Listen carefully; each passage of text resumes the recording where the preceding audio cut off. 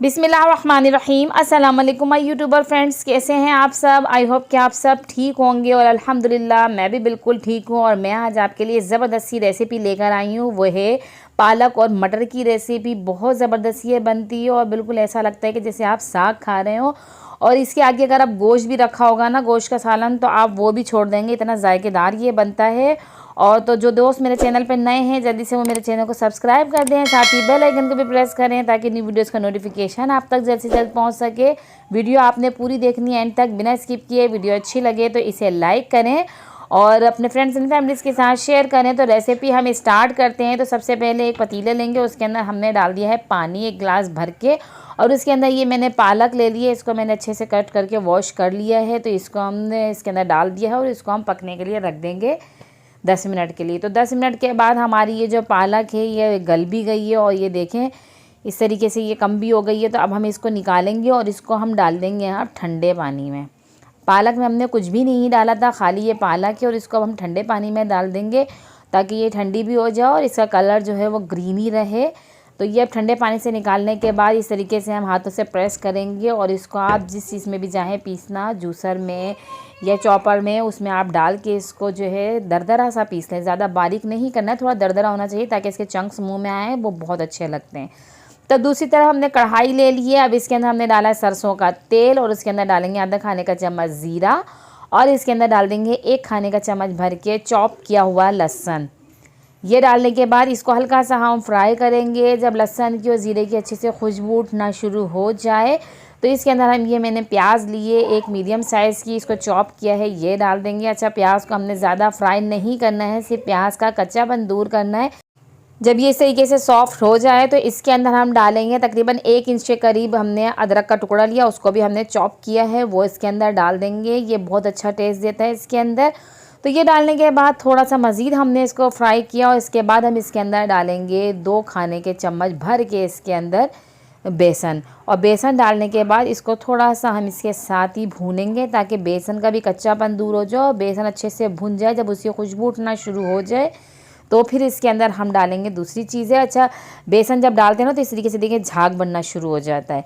अब इसके अंदर हमने 3 टमाटर लिए, उसको हमने पीस लिया है, वो इसके अंदर डाल देंगे और इसके बाद इसको मिक्स करेंगे, चमचा चलाते जाएंगे अच्छी तरीके से ताकि ये बेसन जो है ना ये भी इसके अंदर अच्छी तरीके से मिक्स हो जाए, एक जान हो जाए ये सारी चीज़ें।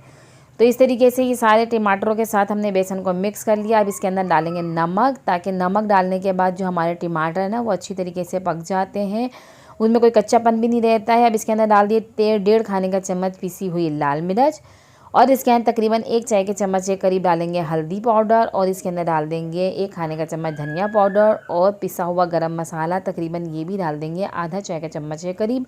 और ये सारे स्पाइसेस डालने के बाद इसको अच्छी तरीके से हमने मिक्स करना है, चमचा चलाते जाना है, इसको हमने भूनना है मसाले के साथ ही। तो अब इसके अंदर हम डाल देंगे 1 प्याला हमने ले लिए हैं मटर, ये फ्रेश मटर लिए हैं और फ्रेश मटर की बात ही कुछ और होती है। तो और इसी के साथ ये बहुत अच्छे लगते हैं। आप फ्रोज़न भी ले सकते हैं, बट ये इस तरीके के जो फ्रेश मटर होते हैं ना उसका जायका ही कुछ और होता है। और ये जो सब्ज़ी है ना ये फ्रेश मटर से ही अच्छी लगती है।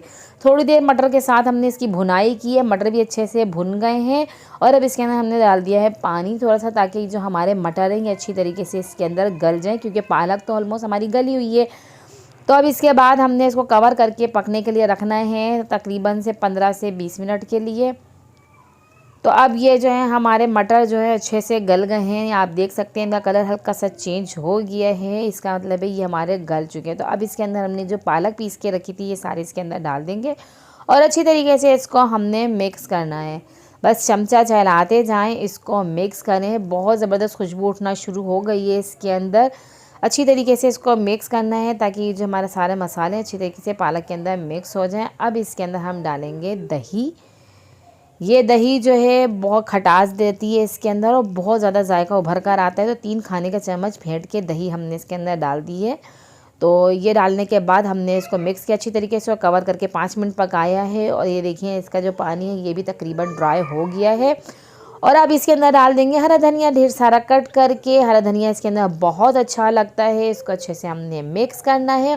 और हमारे पालक मटर की सब्ज़ी बिल्कुल रेडी है। अब इसके अंदर लगाना है हमने एक तड़का।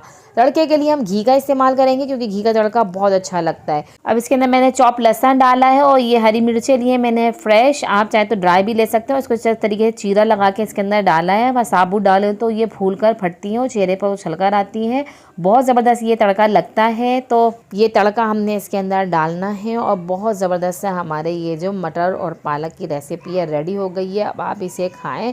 बाजरे की रोटी के साथ बहुत अच्छी लगती है ये, बेसन की रोटी के साथ भी बहुत अच्छी लगती हैं। बाज़ लोग चावल के साथ भी इसे खा सकते हैं, उसके साथ भी बहुत अच्छा टेस्ट देती है। पर बाजरे की रोटी की बात ही कुछ और होती है और सर्दियों में तो बाजरे की रोटी खाई भी जाती है। तो किसी वीडियो में आपको मिलती हूँ बाजरे की रोटी के साथ। ऐसे ही अपना ख्याल रखें और मेरे चैनल पर आते रहें, मुझे सपोर्ट करें, मेरी वीडियोज़ को देखते रहें और मेरा अपना ख्याल रखें और मुझे दीजिए इजाज़त। अल्लाह हाफ़िज़।